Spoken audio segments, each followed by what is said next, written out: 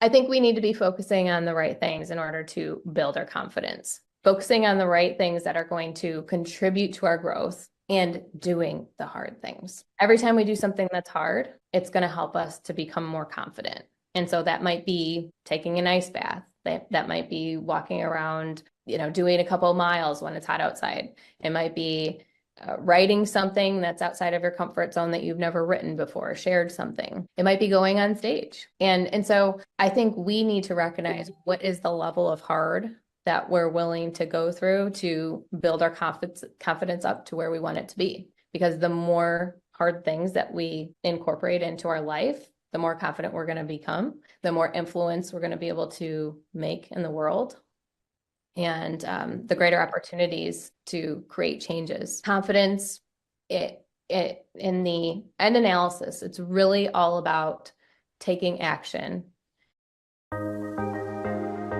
Welcome to Her Unshakeable Confidence with dynamic mother-daughter duo Simone and Olivia Knego, where they discuss the secrets of transformation and how to build bold confidence and unwavering resilience. From intimate conversations with inspiring guests to sharing their personal journeys of triumph and challenge, Simone and Olivia create a supportive space where every woman is encouraged to rise above her fears and love the woman in the mirror. Tune into Her Unshakeable Confidence and join this special journey of connection and growth. It's like catching up with old friends who inspire you to be bravely and uniquely you. Welcome to this week's episode of Her Unshakeable Confidence. We are so happy that you've joined us today. I'm Simone Knego. And I'm Olivia Knego. And today we have a very special guest, Genesis Hey Crick. She is a dynamic executive business coach and high-performance strategist dedicated to empowering high-profile women. As the founder and CEO of Dream Ignite Build, Genesis provides coaching, community, and connection to establish business owners and individuals ready to achieve significant growth and success. She is also a best-selling author known for her impactful books like Unleash Your Potential and Slaying Tampa Bay. Genesis has been featured as a guest expert on ABC 7, Atlanta 57, Bloom TV, and Fox 13, sharing her expertise on current events.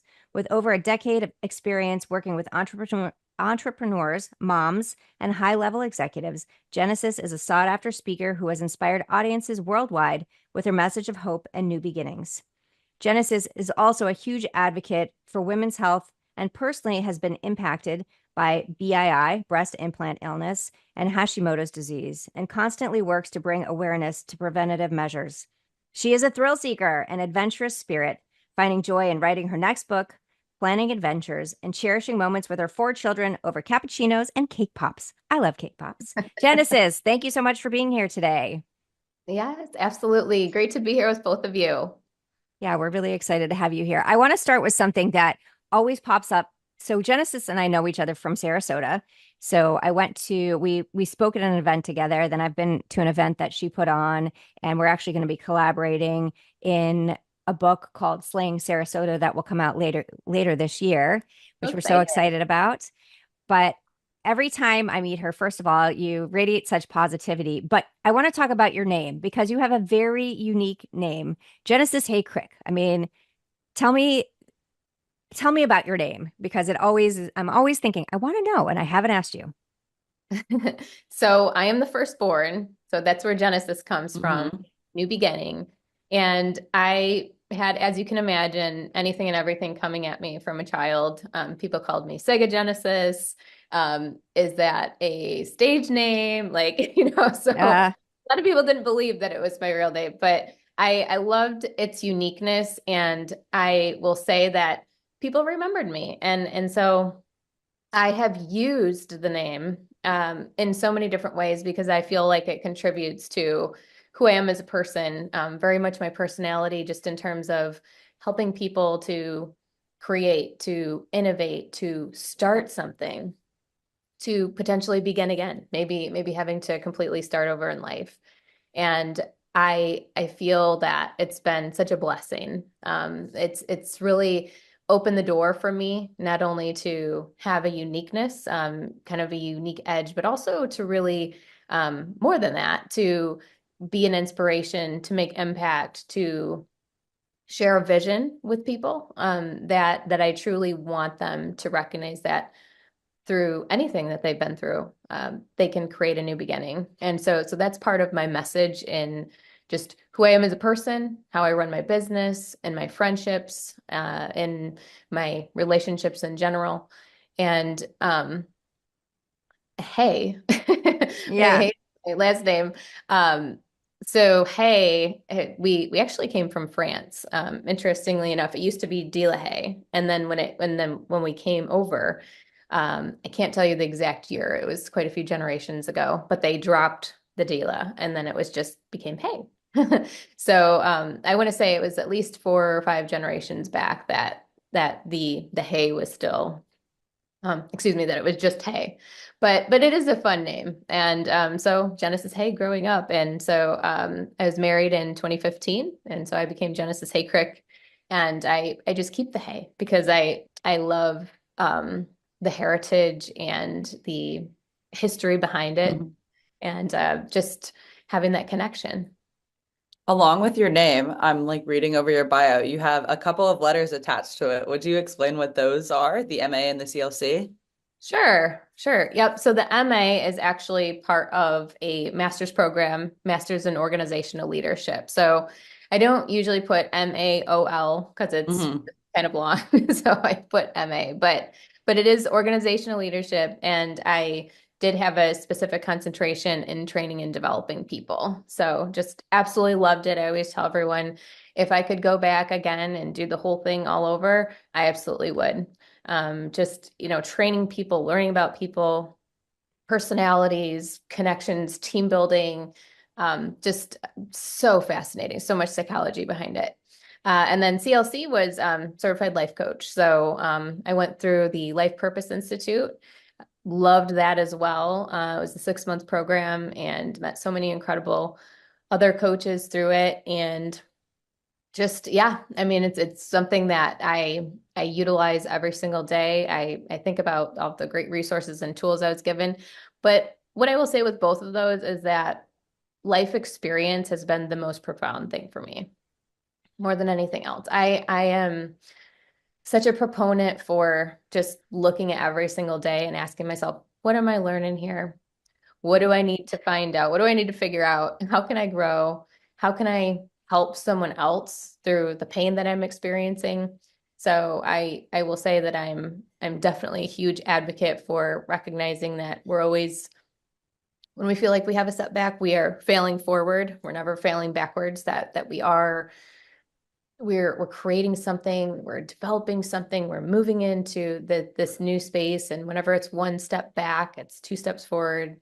And so I'm just, I would consider myself really a lifelong learner, a sponge taking things in every single day.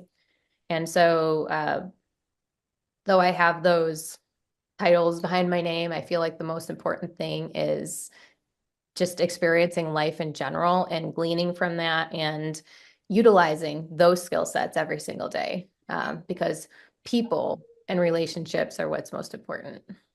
And I think that for everyone listening, it's such an important message because a lot of times we get intimidated or overwhelmed thinking, well, I don't have that title. I can't apply for this job or I can't do this. And that's not true, right? I mean, the titles are great, right? I mean, you've put in the work, but I love what you said about the life experience because everybody has a story. Everybody has something that they could use towards their goals and use to help other people.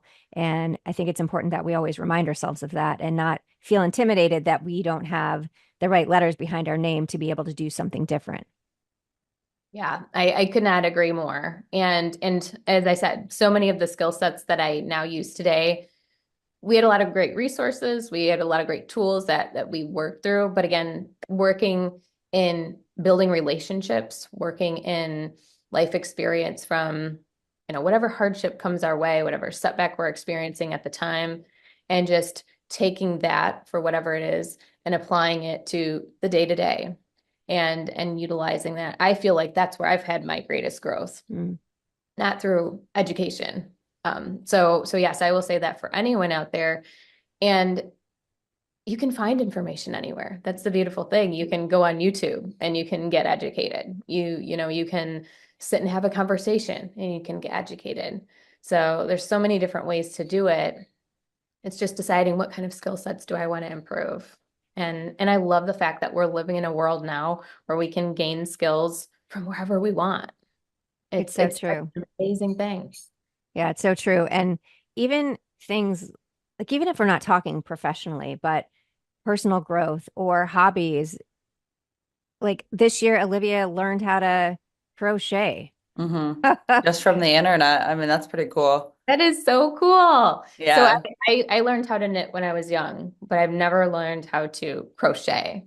Yeah. That would be so cool. It's honest. I would say crocheting's easier than knitting because it's one needle versus two. But yeah, I learned completely through the internet, which So is do you kind of do that now? insane. Do you have some that you like some blankets and stuff that you've made or? Yes, I have stuff all over my house. Actually, I had people over and I had my balcony open. And just from like seeing the crochet blanket hanging off the chair, like that was in my living room, they were like, "Oh my God, that's her apartment, isn't it?" And they were like able to get my attention. And I was like, "Oh, that is so funny." But yeah, I have crocheted stuff all over my apartment, actually. Or Very not most, but a good amount of my decorations because I'll just sit there and crochet it and then I'll have something for my house. And I love doing it. But See, actually, it's all like, available. yeah, on that mom, like it is pretty cool. Like that I've never had that kind of experience before where I've just like picked up something completely new for no reason besides wanting to do it. And then the way I was able to learn it without like a mentor or any schooling, just able to do it by myself. And Mm. I don't really recognize that enough. I recognize that I've gotten a lot better at it. Like I was thinking about that a couple days ago, but not the fact that I just did it by myself. Yeah, I think when we do stuff like that, it's such a huge accomplishment, and we don't give ourselves credit for stuff like that.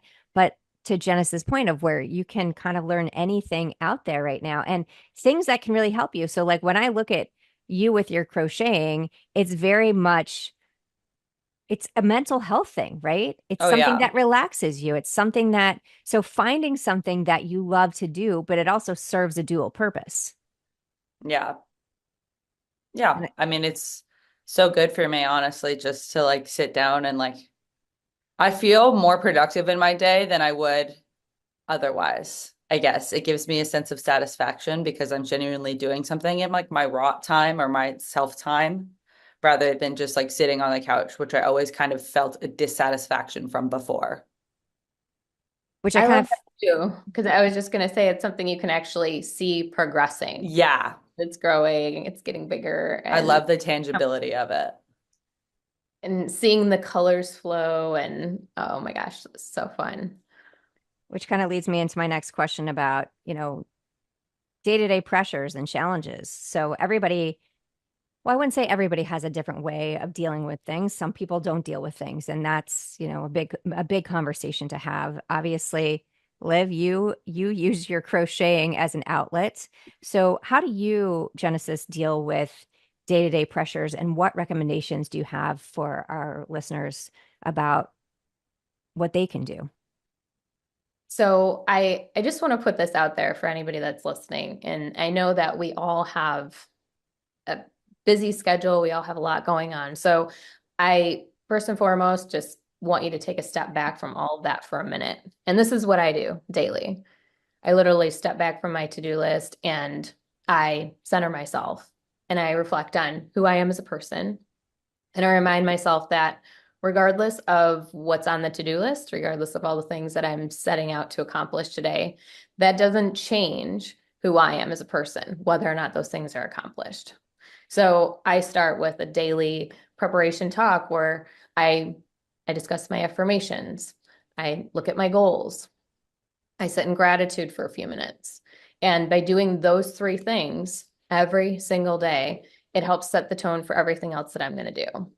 And I love talking about pressure. And I want to talk about pressure because I feel that so many of us are under it constantly. And so, in order for us to recognize that we don't have to be that, we have to create separation from that attachment that we have to the outcome. And I think if we recognize that every little thing is through that detachment, if we recognize it as a separate entity than who we are as a person, then we're going to feel so much more peace and contentment inside our heart. And so that's the big shift that I've had in this last year, is that I don't have to be defined by anything that I'm doing, but rather the intention, rather the goals that I'm looking at for the future as I'm working towards them, and I'm accomplishing something little by little. I can recognize those celebrations, but I'm not defined by it. So there's like a big difference between having them and then saying that's my identity. That's who I am in that. And so if we release ourselves from the pressure and rather focus on that morning routine and the things that are really going to help us to soak up what is in our identity. And that is, for me, it's a spiritual thing. I feel harboring all those other thoughts that are going to be experienced throughout the day. It'll be so much easier to release yourself from that, from those negative thoughts, from things that come into your space that try to prevent you from taking action, from moving forward. And so there's a lot of different things when we talk about mindset, where if we shift our focus, everything can change immediately. So one of the things that I was actually writing this morning, and it focuses on, if I execute this behavior today, is it going to make me better or worse tomorrow? And I think that recognizing all the things that we're working on throughout the day, good, bad, or ugly, whatever it is, it's going to affect us in some capacity. And when I say bad or ugly, and I'm adding those into the equation, they can be things that are preventing us from being successful, from preventing us from moving forward, from preventing us from our growth. And so let me think of what an example of this would be. So you're constantly doing something that's a drudgery for you. So for example, I'm picking up my kids' clothes every single day. I'm allowing myself to do that. I'm letting myself to be in that headspace. I'm frustrated about it. I don't want to do it. I could be doing something else with my time. And I'm not addressing the issue at hand. I'm not taking care of what needs to be taken care of by having that conversation that needs to be had. So I'm just adding it to my schedule. I'm throwing it in there because it's something that I know I can tackle. I know it's something that I can do. But I'm not holding anyone else accountable to it. And this can be in business too. Mm-hmm. And so I think it's so important for us to recognize that there are other outlets, there are other options, there are other things that we can do in order to bring ourselves back to center, get more people involved, outsource, creating separation, creating that detachment.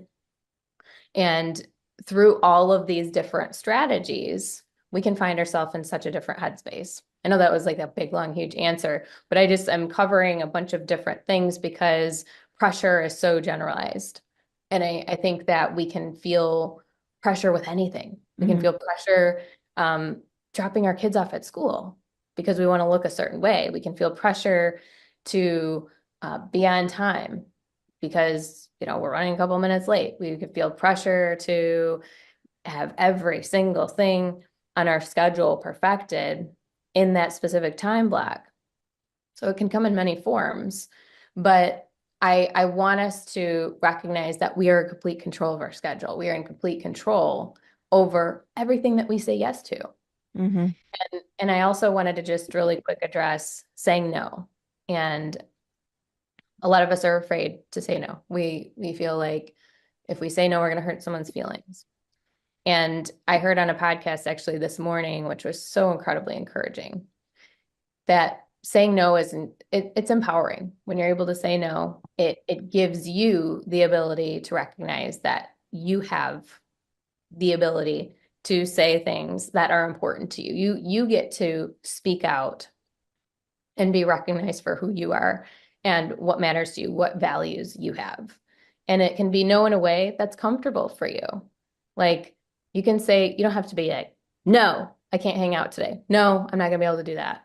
But rather your own no. And I love that because I I think that we think no just automatically means like bad. Like, It we comes with shouldn't a say sense of comes with a it. sense of guilt, I think, for a lot of Yeah. people. Yes. And we need to kind of erase that, right? Because when you say no to things that you don't want to do, because I am a big believer in you need to ask yourself what you want.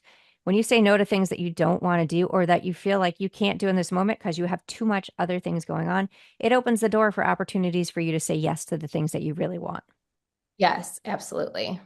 And that no can just be like, no, I'm sorry, not today. And then we move on. And I think that there is I mean, for us setting that boundary for ourselves, it then allows us to make that next best decision for us. And again, it's not that it's just about our schedule. It's not just about um, what we want, but rather what's best for the circumstance right now. Is this going to make sense for what we're trying to achieve? If we're trying to make big impact, if we're really trying to set the tone and help people to appreciate us and respect us, then we also have to acknowledge what we need when we need it.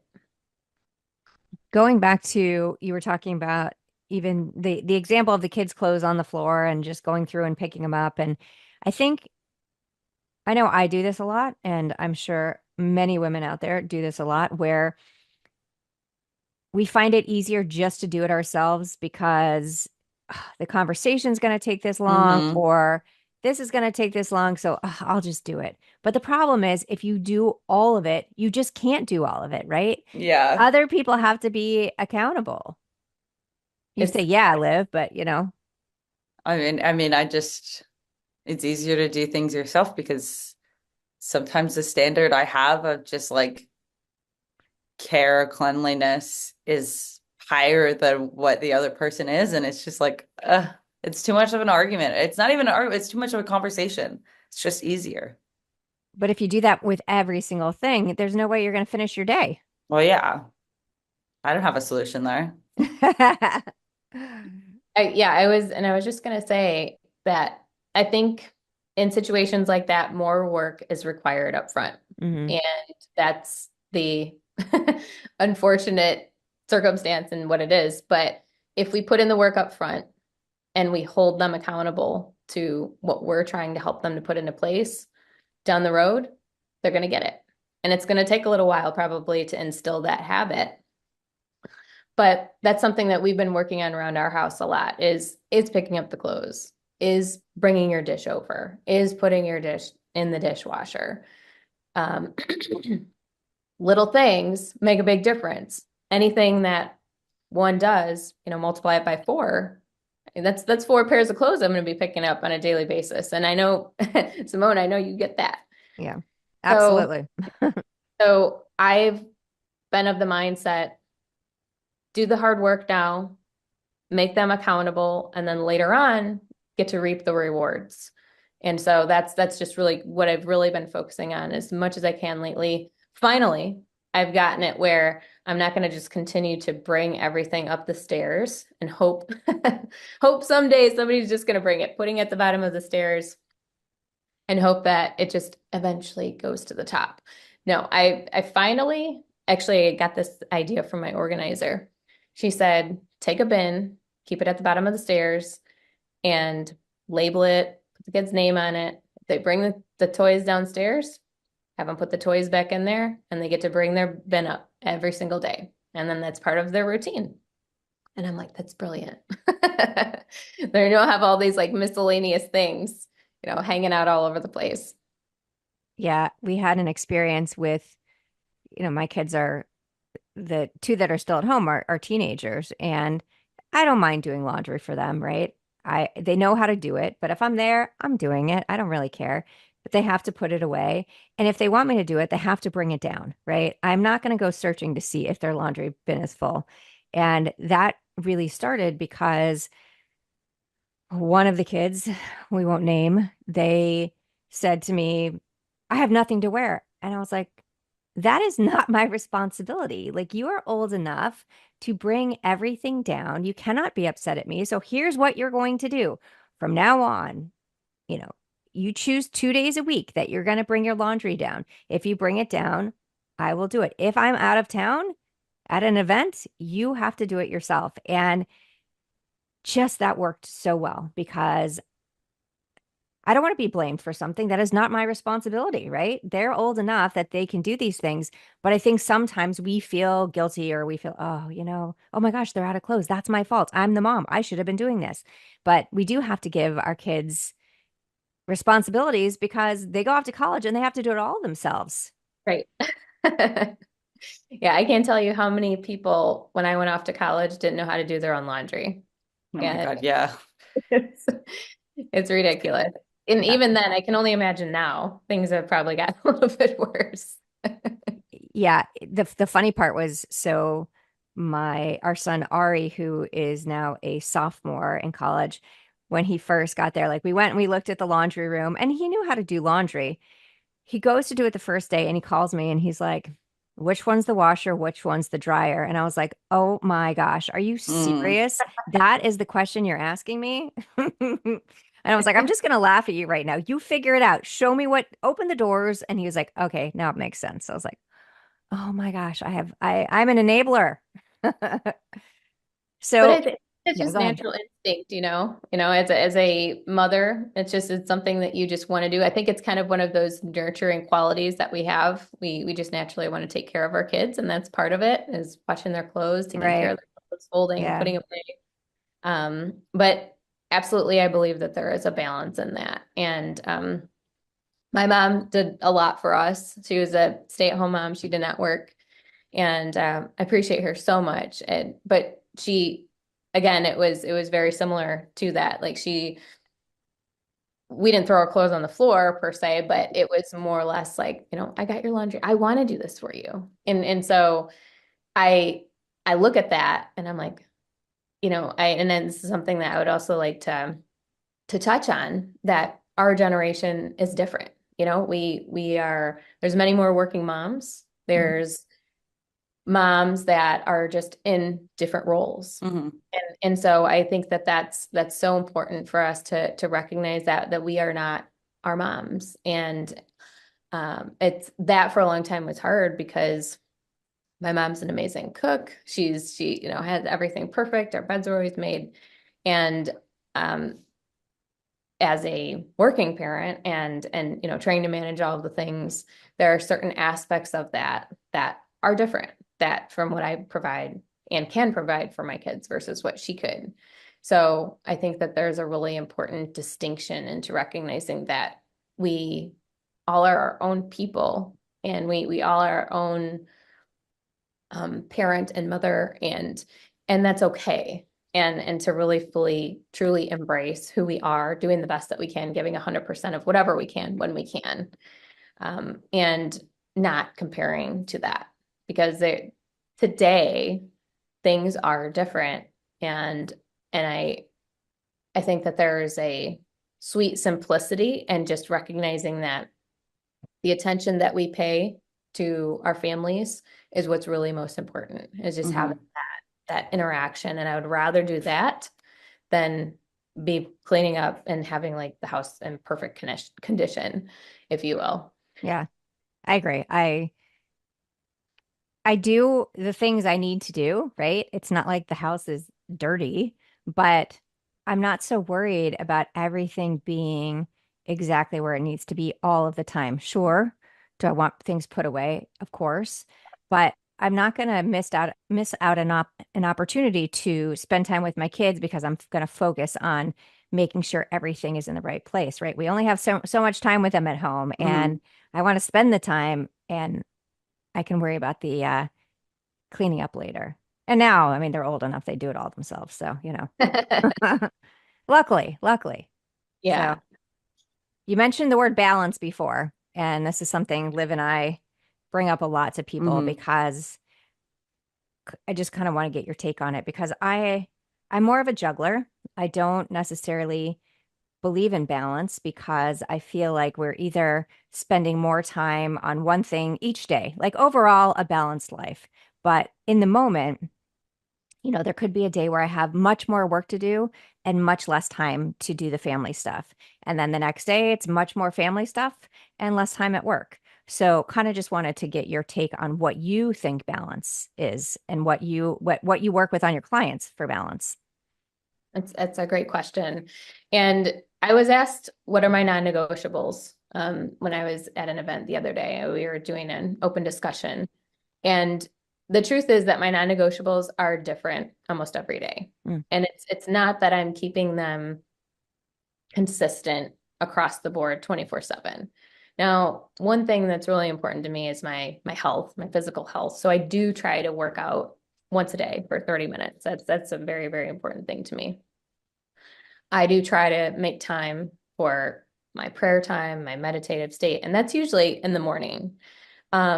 Morning routine, I will say, is as consistent as it possibly can be. So I do like typically 3 to 5 things in the morning where I journal, pray, meditate. I get my workout in. Sometimes I'll do the ice bath. It depends on how things are going. I drink my water.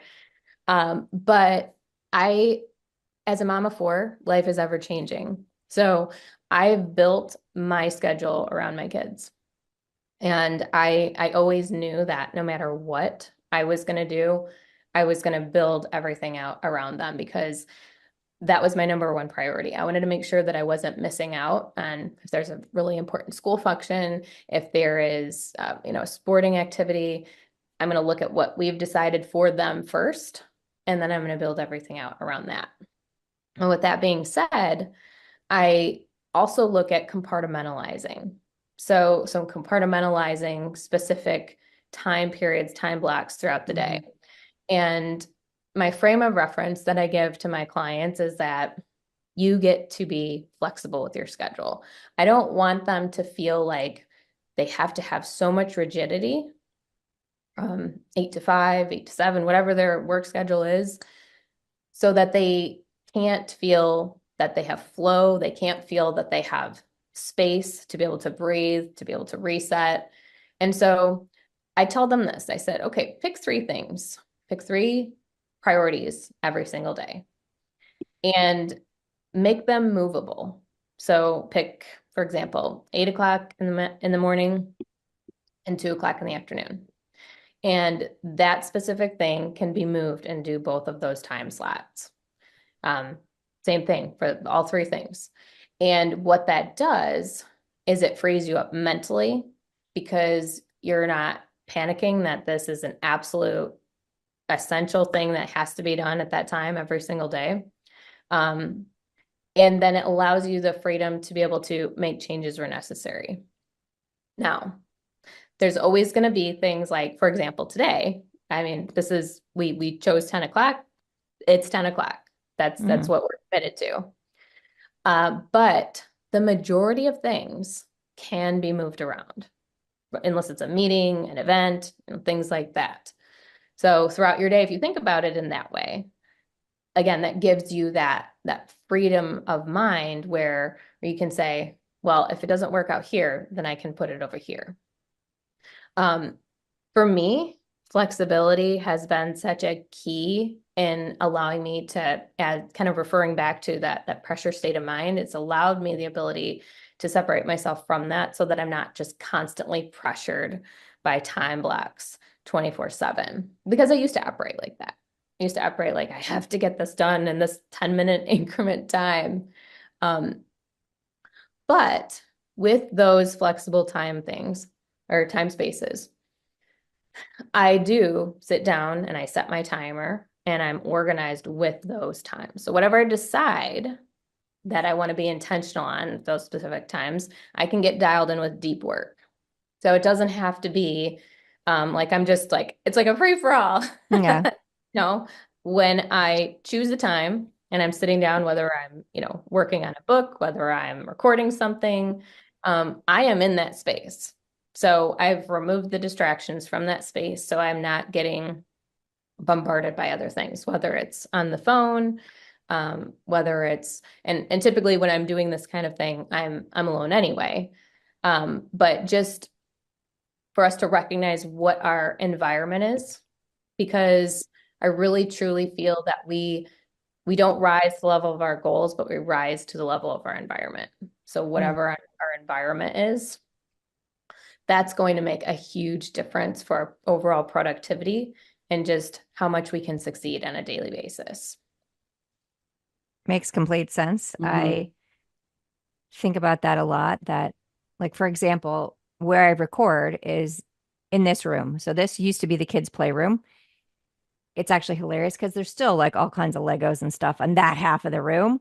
But I have another office. I have an office that is, I love my office. It's covered in masks. It's from all over the world. And I can't use it to record in because there's too many distractions, right? I can hear the dogs. I can, the doorbell's right there. But this room is insulated, so I can really focus. And so when I really need a quiet space, this is where I go because I know that I can put my head down and get my work done and not be distracted. And I do think environment plays a huge, huge role in moving towards our goals. Absolutely. And this is the room that I'm typically operating out of, and it's just clear and white, and I can look outside, the light's coming in, the natural light, I think kind of, gives me a little bit of extra energy. And so I do think that makes a world of difference. And also the fact that we can also be mobile. So I think it's important for us to be able to get up and move our body and have some physical interaction, whether it's with the outside world or just going for a walk or just allowing ourselves to get up and move, because part of that movement, I think, helps with the forward projection of motion. And so that gets me excited when I can take those breaks throughout the day and I can be focusing on something else and then shifting your focus. So that's another big part of what I work with my clients on, is just that, when you're in that state of mind where you're in the deep work, just focusing specifically on that deep work and then not allowing these other thoughts to filter in and prevent you from moving forward and doing the thing. And I think that that's so easy to get into that headspace, because when you start looking at, oh, well, I could check my Facebook or what's going on over here? You got all this stuff on your desk that's potentially things that you could be doing. And again, even having like that to-do list right there, that's such a huge distraction. Yeah. So removing that from your immediate space and just having clear space to just be centered and focused on whatever that is that you're doing. And then there is, you can set time to do like shallow work too. So that might be listening to a podcast and doing the dishes, things where you can multitask and it doesn't take as much brain power. And, whenever you are in that space where it's requiring deep work, you're going to have to use a lot more energy for that. So I'm always trying to think about, when I'm planning out my day, how am I going to utilize my brain power to its max capacity? Like a battery, it eventually is going to need to be recharged. Could you talk a little bit more about Dream Ignite Builds and what that is for your clients, and just some more information about it? Yeah. So Dream Ignite Build is high performance leadership coaching where I help women entrepreneurs to scale their businesses. I help them to get more organized, efficient, proficient in all of their time management systems so that they can create better habits. They can develop better routines that are going to work for their business and for their teams. So I work with clients one-to-one. I do group coaching. I provide events for the community. I am also offering a new digital course called Accelerate Her, which is an all-encompassing mindset accelerator. So it basically helps my clients with their time management, energy management, and organizational processes and systems so that they can scale quicker. So that's what I'm currently offering now. I love that, especially the time management piece, because that is such a big part of all of our lives, figuring out how to get the things done that we need to get done and still be able to enjoy everything in between. Yes, exactly. So when you're working with women, this is a favorite question we like to ask. Obviously confidence is such an important part of moving forward in our lives. What does confidence mean to you? So confidence is steady action and forward momentum. So basically living life with powerful intention despite any underlying fears that may be coming up. And I think that this is so important because we live in a world that screams fear. It's Mm-hmm. everywhere, whether it's on the media or talking to people on the street. It comes from all over the place. And you can really get down the rabbit hole if you start looking on Instagram and going through the reels, and then you're like in this horrible state of mind. So I think we need to be focusing on the right things in order to build our confidence, focusing on the right things that are going to contribute to our growth and doing the hard things. Every time we do something that's hard, it's going to help us to become more confident. And so that might be taking an ice bath. That might be walking around, doing a couple of miles when it's hot outside. It might be writing something that's outside of your comfort zone that you've never written before, shared something. It might be going on stage. And so I think we need to recognize what is the level of hard that we're willing to go through to build our confidence up to where we want it to be. Because the more hard things that we incorporate into our life, the more confident we're going to become, the more influence we're going to be able to make in the world, and the greater opportunities to create changes. And I think that confidence, it in the end analysis, it's really all about taking action and doing it scared. Because I think that there's always the aspect of why don't we do something? Because there's a level of fear that's contributed to it. We don't do it because we're like, what if, what if, what if? We remove that what if and we allow ourselves to just take action regardless, we're going to know that we made that commitment to ourselves and that we took action regardless of what's coming up inside. And I would say also from a commitment standpoint, there's certain things that I didn't want to do in the past. There's been many things I didn't want to do, but I did them anyway because I made the commitment to myself. And once I did that, automatically I felt more confident. Even if it didn't turn out exactly as I was like, this is exactly how as I imagined my goal to be, I still did it. And that made me feel more powerful. Absolutely. It's about What is, oh, doing the things that you think you can't, right? It's those hard things. sorry, Right. Mom, I didn't see you speaking there. Sorry, Liv. Didn't mean to interrupt you. You go. You go. What is the hardest thing you've ever done? The hardest thing I've ever done was move to LA. And so I was born and raised in Illinois. I lived there. I lived in a small town till I was 18, and then I actually moved to Chicagoland, lived there for about 8 years. And that was all I ever knew. All the Mm-hmm. connections that I had, all the relationships that I built over the course of my life, all the jobs that I'd experienced, everything was there. But I knew in my heart, my big dream was always to move to LA. And I didn't know how it was going to happen or what kind of details were going to be orchestrated in terms of that coming to fruition. But I had the opportunity at one point to move out, and it was right after I Mm-hmm. graduated from my master's degree. And it was basically, it was, if I don't go now, I never will. And I sat on the rooftops of one of my, it was a friend's place, and I was all by myself. And I remember looking at the sunset and thinking to myself, if I don't go now, I never will. Mm-hmm. And there was something inside of me that just said, this is it. This is it. This is what you've been yearning for. This is the dream that's been on your heart for years and years and years. It's time. And when I said yes to that, it was the most powerful sensation of excitement that I've ever experienced in my life. And at the same time, it was also the most powerful level of fear that I've experienced in my life because it was brand new.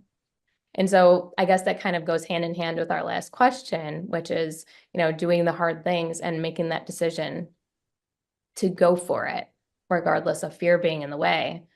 And I absolutely would not be where I'm at now if I didn't make that decision. I wouldn't have met incredible people that I met when I went out there, and I wouldn't have my firstborn son. So there's so many things that were meant to be by me going out there, by me saying yes to the scary and hard thing in front of me, and recognizing also in myself that I can start over and that we all can start over. This is a message to anyone that wants to try something new for your new beginning, that you can move anywhere you want, you can go anywhere you want, you can start anything that you want. If it's on your heart and it's been there and it's nudging at you, it's meant to happen. It is meant for you in this lifetime. And so I encourage anyone that's like just feeling like, well, I don't know the timing, I don't know when. You're never going to feel like there's exact perfect moment. Yeah, but I agree. with it. I agree. So, what's the best advice a woman in your life ever gave you? I'd be interested to hear if it's your mom, an aunt, a friend. Um, I know I give great advice every day, right, Liv? Every Yep. day. Yeah, I give some bad advice too, but what's the best advice someone's given you? The best advice would be from my mother. And she's, as you, Simone, she's always giving great advice. I can go to her with anything. She's my best friend. I can call her up anytime, any day, and we can talk about everything. But the greatest piece of advice that she ever gave me was that no matter what happens, everything's going to be okay. And it's so simple, but yet so profound. And that is how I've always lived my life, because I've been through many, many ups and downs, been through the trenches. And I always go back to that in my head, that no matter what happens to me, it's all going to work out. It's all going to be okay. I think that's such an important piece of advice, because especially when we're going through something tough or we feel like we're a failure, we're not a failure, right? We might have failed at something, but it's understanding the moving forward that you will reach the next thing. Exactly. And I say that to my kids too. I pass that on, and I say that to them all the time especially when they're having a tough day. And the energy that you feel from them, it's so powerful. It's like this release. They just are ready to embrace, they open up, they can breathe. And it's just such a beautiful statement. I love that. So, Liv, it is time for your calendar. So we end every episode with, before, we'll have people, you can tell people where to find you, but we end every episode with Olivia's Unf Yourself calendar to see what quote it gives us for the day. Real love seeks nothing in return. It's not a burden or tainted by wants or needs. It's a magical, singular way of being that only requires an outlet, a place to be expressed, and it's on you to express that thing. I love that. I don't know if it completely connected this time, but No, but it's with loving yourself, sweet. right? I mean, I think there's so much value in talking about real love, right? And talking about the love that we have for ourselves. So everything, I imagine, as a coach that you are doing is to really help people love who they are and embrace who they are. So Genesis, where can people find you? So they can reach me at genesisspeaks.com is my website, or you can reach me directly at genesis@genesisspeaks.com is my email. So feel free to send me an email, visit my website. I've got all kinds of new courses and things that are going to be coming out, so you can stay tuned for that. Of course, I'm on all the socials, LinkedIn, Facebook, Twitter, working on developing a YouTube channel, and Instagram too. So we will put all of her information in the show notes, and please reach out to her. And she's an amazing coach. She does amazing work in our community and beyond. And I'd love for you guys to connect with her. Thank you for being here, Genesis. And thank you to our audience for for every woman out there who's listening, always remember that you are unshakable. I hope you have a great week. Bye, guys. Thank you for listening to Her Unshakable Confidence with Simone and Olivia Knego. We hope this episode has made your day just a little bit brighter and given you the inspiration you need to confidently go about your week. Always remember to be authentically you. Don't forget to like and subscribe so you never miss an episode. And feel free to connect with them on Instagram at Simone Knego and at Olivia Knego. Till next time.